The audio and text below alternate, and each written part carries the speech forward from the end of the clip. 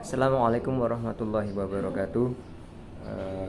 Selamat siang Bu Rina yang kami hormati. Kemudian selamat siang teman-teman eh, mahasiswa Fakultas FAI kelas Pakis yang kami hormati pula. Mohon maaf tadi saya ada sedikit kepentingan yang ngeprint. Dan selesai saya lanjutkan lewat grup. Oke, langsung saja. Terima kasih.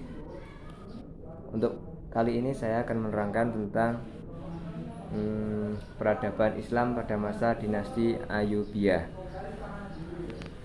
Yang pertama, sejarah berdirinya dinasti Ayyubiyah. Keruntuhan kekuasaan Bani Fatimiyah membawa pengaruh bagi lahirnya dinasti baru.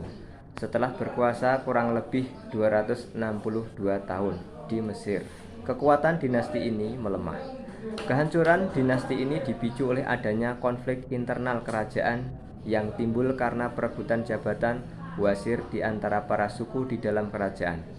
Setelah dinasti ini runtuh, kendali pemerintahan di Mesir dipegang oleh Salahuddin Yusuf al-Ayyubi. Al-Ayyubi memerintah di Mesir setelah diangkat oleh Khalifah Bani Fatimiyah terakhir, Al-Adid, pada tahun 1174 Masehi. Salahuddin Yusuf al-Ayyubi sebagai pendiri dinasti Ayyubiyah. Dinasti Ayyubiyah merupakan keturunan Ayyub, seorang keturunan suku Kurdi dari Azerbaijan. Nama Ayyubiyah dikaitkan dengan nama ayah Salahuddin, yaitu Ayyub bin Sadzi. Dinasti ini berbentuk persatuan konfederasi, beberapa yang tunduk pada satu dinasti yang dipimpin oleh kepala keluarga. Tiap-tiap dinasti dipimpin oleh anggota keluarga Ayyubiyah. Pendiri dinasti Ayyubiyah adalah Salahuddin al-Ayyubi, putra dari Najmuddin bin Ayyub pada masa Nuruddin Zangki, gubernur Suriah dari dinasti Abbasiyah. Salahuddin al-Ayyubi diangkat sebagai Gamisun Balbek.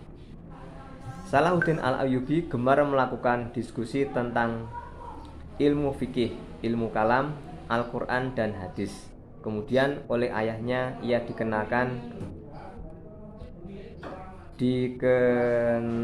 dengan Nuruddin Zangki, gubernur Suriah pada waktu itu.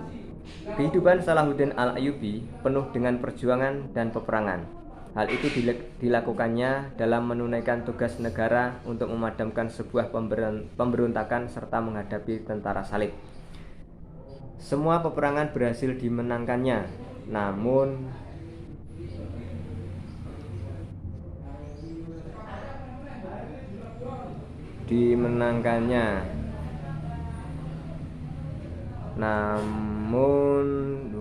namun Salahuddin al-Ayyubi bukanlah seorang pemimpin yang tamak, haus kekayaan dan haus darah. Ia bukanlah orang yang ambisius.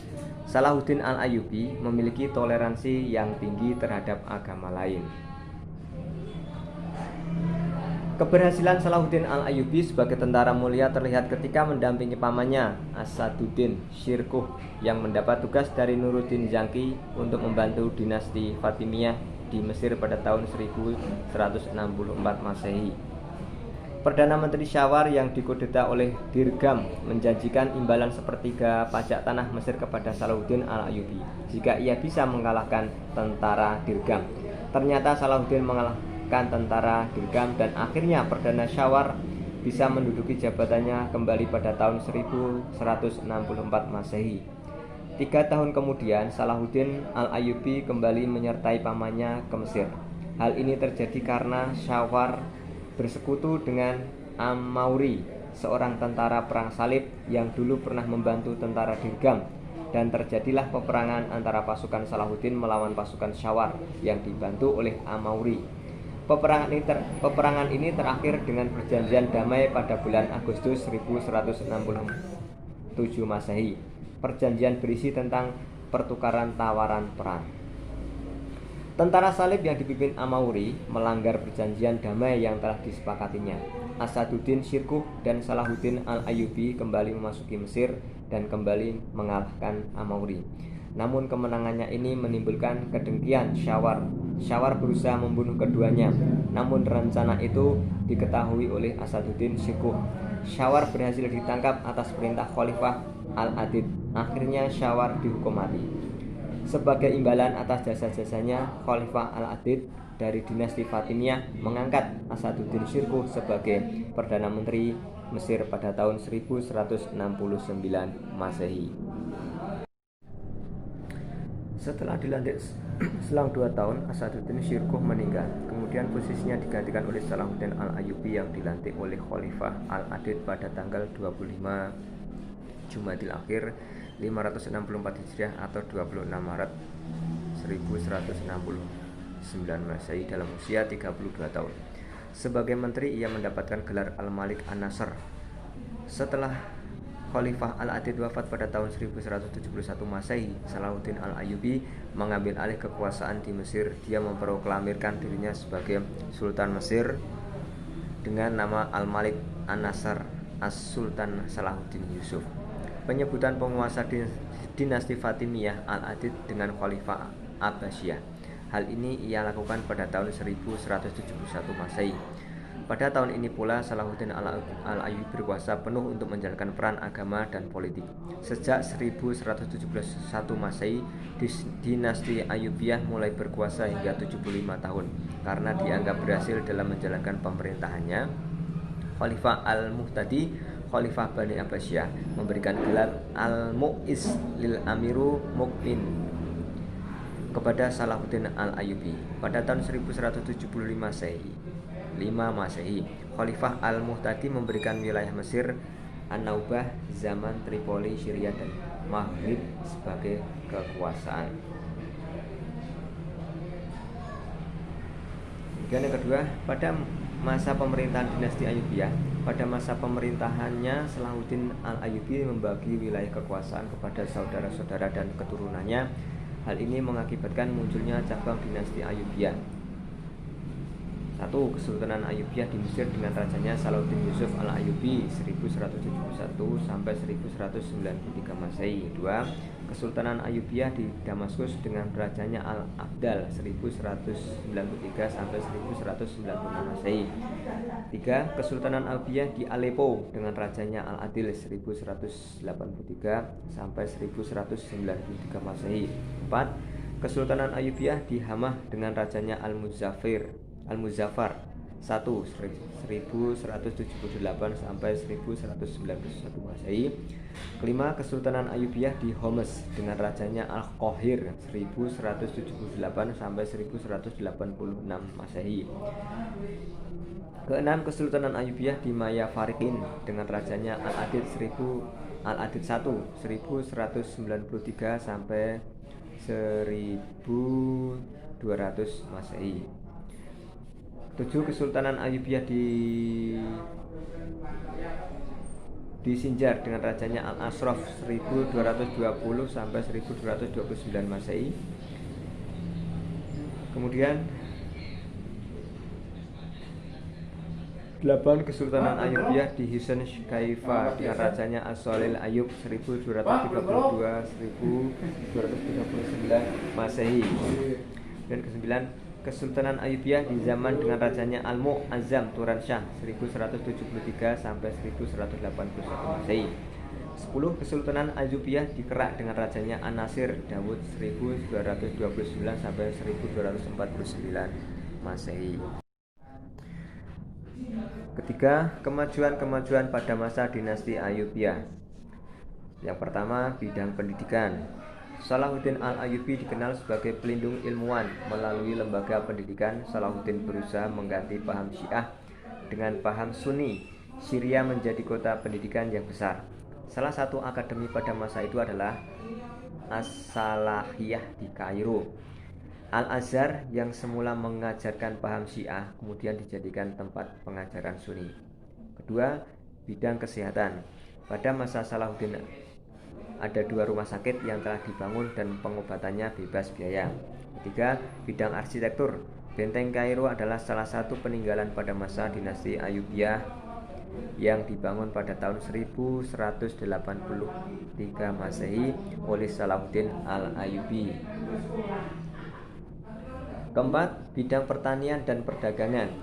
Dibangunnya sarana irigasi pada masa Al-Kamil, pendatanganan perjanjian dagang dengan negara-negara Eropa. Itu yang keempat, bidang pertanian dan perdagangan. Yang pertama, dibangunnya sarana irigasi pada masa Al-Kamil. Kemudian, penandatanganan perjanjian dagang dengan negara-negara Eropa. Yang kelima, kemajuan yang kelima, Al-Azhar, pusat pengembangan ilmu pengetahuan dan ilmu-ilmu keislaman. Al-Azhar adalah nama sebuah lembaga pendidikan dan keagamaan di Kairo, Mesir yang sangat masyhur di dunia Islam. Al-Azhar mencakup sebuah masjid sebagai pusat kegiatan Islam dan sebuah lembaga pendidikan pengemban misi dan dakwah.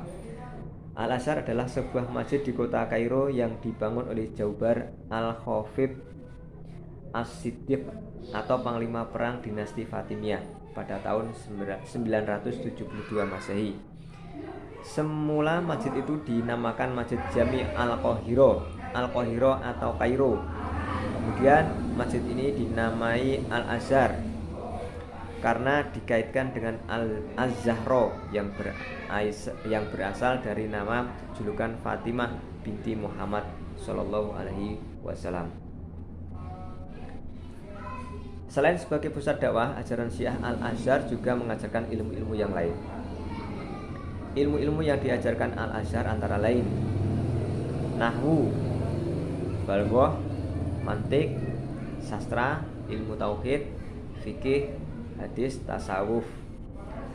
Pada tahun 1374 Masehi, pada masa Khalifah Al-Aziz, Masjid Al-Azhar dikembangkan fungsinya menjadi universitas. Fakultas Syariah, Fakultas Usuluddin, Fakultas Bahasa, Fakultas Kedokteran, Fakultas Ilmu Matematika, Ilmu Filsafat, Ilmu Sejarah, dan Pertanian.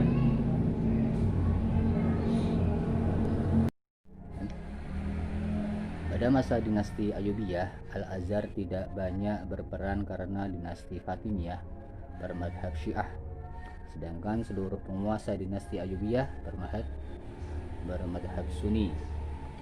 Alasan Masjid Al-Azhar sempat tidak dipakai untuk sholat Jumat pada tahun 1171 sampai 1267. Tidak diperkenankannya dua sholat Jumat di satu kota selagi masjid yang di satu belum penuh jamaahnya menurut madhab Syafi'iyah. Dakwah Syiah dilarang dilakukan di Masjid Al-Azhar yang diperbolehkan dakwah ajaran Sunni. Masjid Al-Azhar dipakai kembali untuk sholat Jumat pada masa pemerintahan Sultan Beibar dari dinasti Mamluk.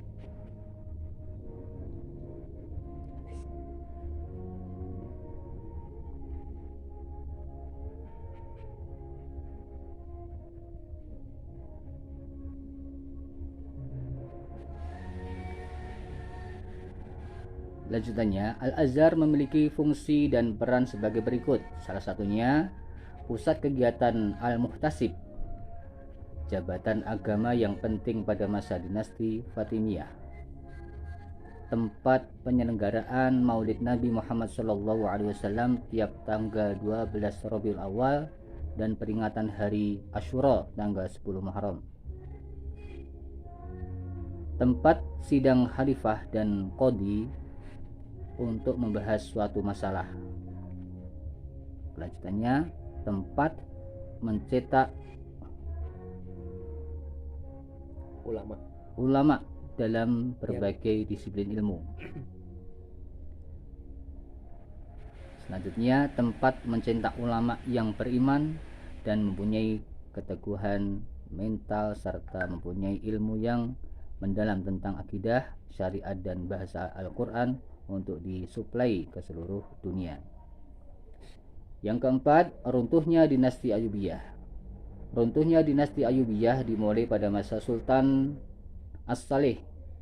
Pada waktu itu, tentara dari kaum budak di Mesir atau kaum Mamluk memegang kendali pemerintah. Setelah As-Saleh wafat pada tahun 1249 Masehi, kaum Mamluk mengangkat istri As-Saleh yaitu Syajarat Ad-Dur menjadi sultanah atau ratu. Ia adalah penguasa muslim perempuan yang memerintah selama 80 hari. Dialah peletak dasar dinasti Mamluk di Mesir dengan Demikian berakhirlah kekuasaan dinasti Ayyubiyah yang masih berkuasa di Suriah. Pada tahun 1260, tentara Mongol hendak menyerbu Mesir. Komando tentara Islam dibanggang oleh Qutuz dengan gemilang. Selanjutnya, Qutuz mengambil alih kekuasaan dinasti Ayyubiyah. Sejak itu berakhirlah riwayat dinasti Ayyubiyah.